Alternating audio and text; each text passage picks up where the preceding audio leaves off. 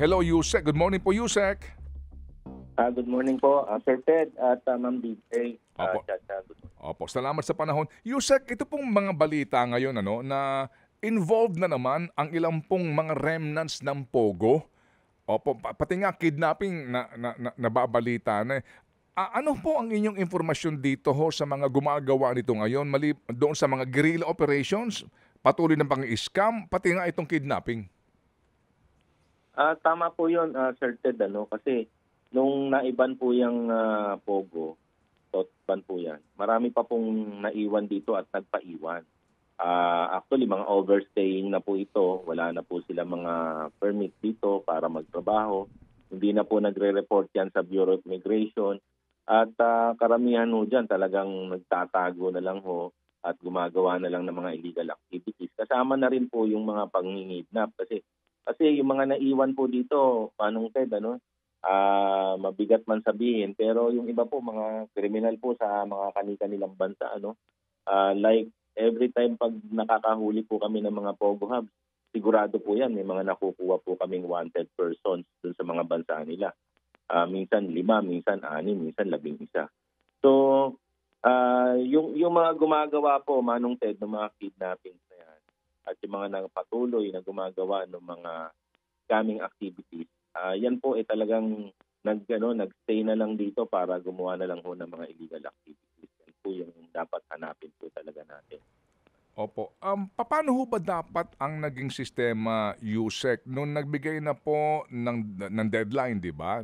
And then nag-advise na ang immigration ng supposed to be cancellation po ng mga work permits nito, pati po yung labor, malamang din. Kasi may ang iba dito na nagpanggap nga ng legal, ang front nila, pero nabigyan din po ng work permit. Ano ba dapat naging sistema doon noong nag-advise na sila ng deadline sa usapin ng dapat napuntahan ba ang mga actual itong mga Pogo operations na ito at nakausap mismo yung operator ng Pogo na itong mga tauhan ninyo, dapat monitored na kung saan mga pupunta ito? Dapat po, tama po yung sinasabi niyo, Manong Ted. Kaya lang po ang nangyari kasi nung October 15 po, nung talagang dinowngrade na po yung mga visa nila from working visa, ginawa na po tourist visa. Yung iba naman po, hindi naman po talaga nagpa-downgrade ng visa nila. Yung iba, hindi na rin ho talaga nag-report. Yun ho ang nagiging problema natin ngayon, Manong Ted, kasi hindi naman ho talaga 100% na downgrade mga visa niyan. Yung iba talaga, hindi ho pinansin yung kautusan na yun. Okay, so sa ngayon po, meron na kayong estimate, more or less, ilan itong mga remnants ng Pogo na na hindi na po, kumbaga, illegally staying na sa Pilipinas? Ang binabanggit po ng Bureau of Immigration, nasa 11,000 pa rin daw po yan. So, siguro ibabaynos na lang natin yung mga nahuhuli po natin. Kahit yung nahuli po natin kagabi, nasa 401 po yun, Manong Ted. So, ima-minus po natin yun. Pero yung 11,000 na yun, Manong Ted, marami po yun. At yun, ay kalat po yan, hindi lang po sa isang lugar, but sa buong Pilipinas po. Yung nahuli nyo kahapon, kagabi, ano pong kwento doon? Yan po, nagkaroon po kami ng impormasyon. Ito ay dinevelop ng ating kapulisan, ang CIDG. At nakipagtulungan po kami sa local government po ng Pasay para po pasukin itong Unlad Silangan 2 na nandyan po sa Pasay. So, it turned out na 401 pa, Manong Ted, yung national na gumagawa ng scamming operation at 52 ng mga Pilipino. So yung 401 na yun, Manong Ted, 207 po doon, Chinese, may Vietnamese po na 132, may Koreans po 24, may Indonesian 14, Malaysian 11, saka Burmese 12. Opo. So ang ginagawa naman nila, Manong Ted, doon, ganun pa rin, lab scam, cryptocurrency scam, investment scam.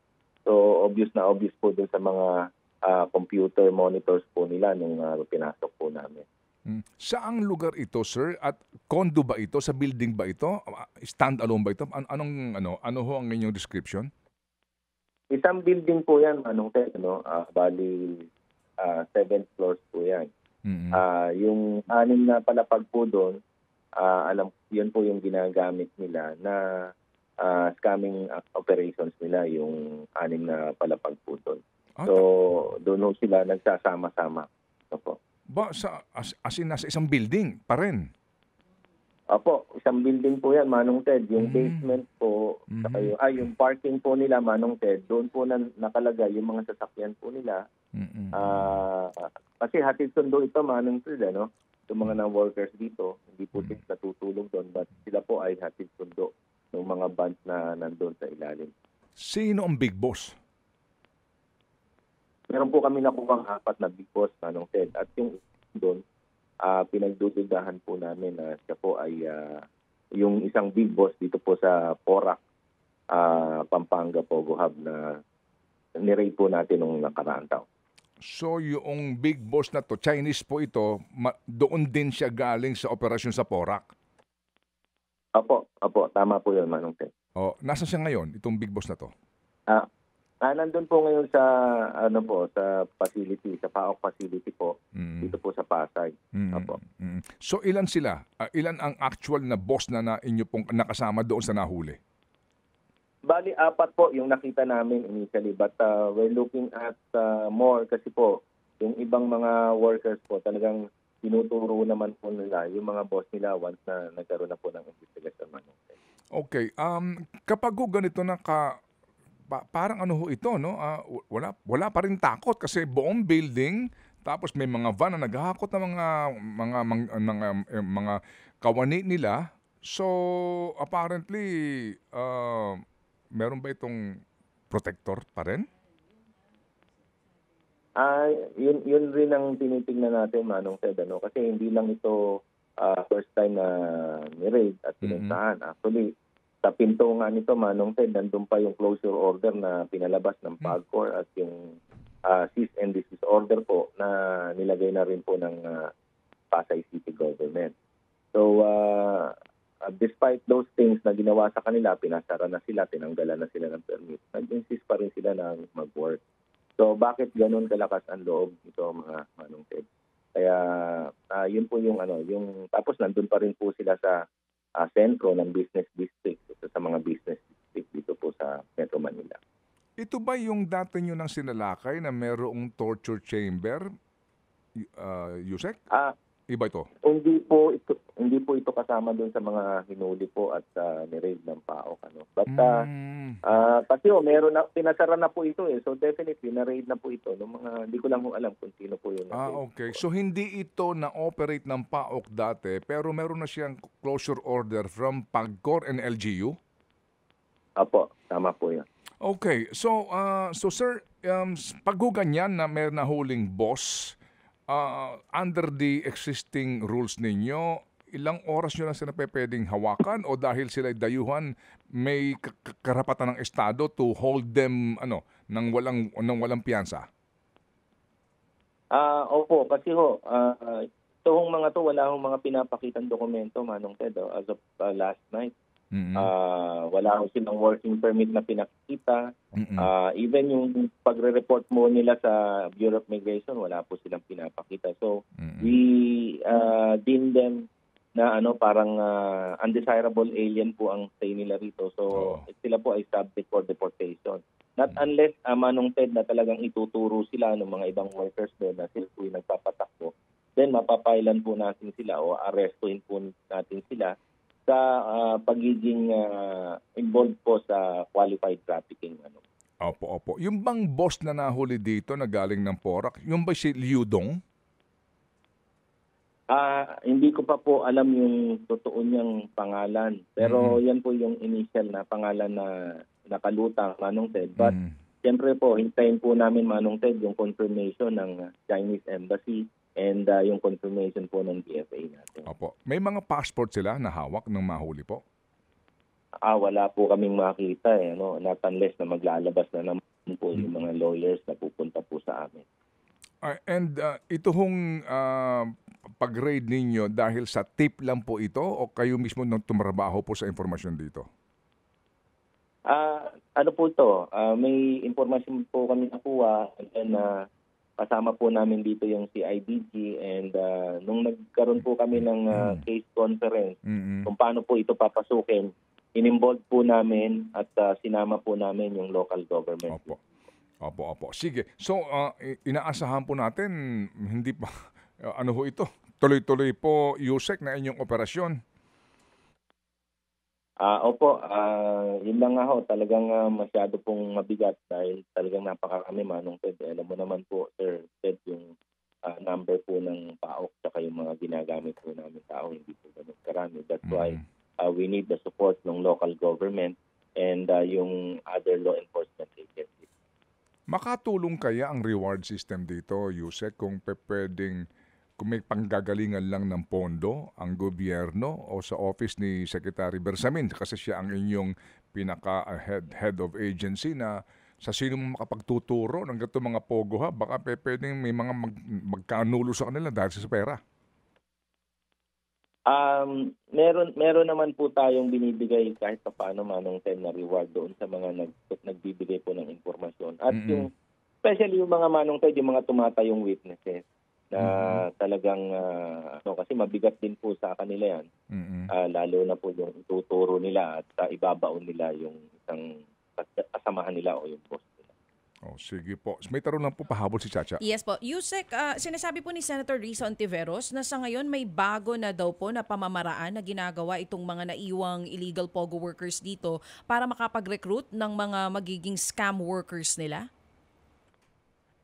Totoo po yun. Every time po kasi, Ma'am Chacha, nag-i-evolve po sila. Every time na nabubuko po yung isang platform na ginagamit nila, i-take down po nila yun at gagawa na naman po sila ng bagong platform para makapag-recruit. Dati sa Facebook, dati sa yung mga chat groups, pinapasok nila sa Twitter. And then, magbabago po sila pag nararamdaman po nila na namomonitor na po yung kanila pong ginagawang recruitment. So sa ngayon, ang ginagamit daw po nila yung parang travel ads kasi parang may narinig tayo ditong nakaraan na balita na merong mga Pinay na pupunta sana ng ibang bansa na pinigil sa BI dahil nga daw po dun sa ang alok sa kanila magta-travel pero sa ibang bansa magtatrabaho. Dito sa Pilipinas, ganun din. Travel ads ngayon yung ginagawa po nila. Tama po yun. Marami pong nabibiktima ng mga Pilipino na actually kailangan po talagang puntahan at i-rescue. No? Especially sa Myanmar po. May mga ganun na pong insidente tayo. At may mga na-rescue na rin po ang PAOK doon po sa mga lugar ngayon, ma'am. Ayun, pag tinatanong namin kung paano sila na-recruit, yan nga ho, may mga bagong platform daw ho silang napasok at doon ho sila na-recruit. Okay. Yusek, amin pong napag-alaman nga na ang PAOK ay hindi naging involved sa actual operation, ito pong kidnapping case sa Taguig. Pero mayroon ba kayong informasyon lang na kung totoo na itong mga sangkot dito sa kidnapping na ito, involved talaga sa POGO? Tinitingnan po namin, Manong Ted, kung yung mga nangyari po. Especially ito pong kidnapping ng bata. At may mga nakita po kami mga indicators na talagang ang mga tumira po rito ay mga dating magpupuko. Kasi kagaya ng sinabi ko kanina, Manong Ted, yung mga naiwan dito at nagpaiwan ng mga dating POGO workers. Ito yung mga pasaway, Manong Ted. Kung di may kaso, talagang gusto na ho dito sa Pilipinas dahil nakaramdam ho sila ng luwag dito, Manong Ted, na pag-aralan nilang mabuti kung paano sila makakalusot at makakatago.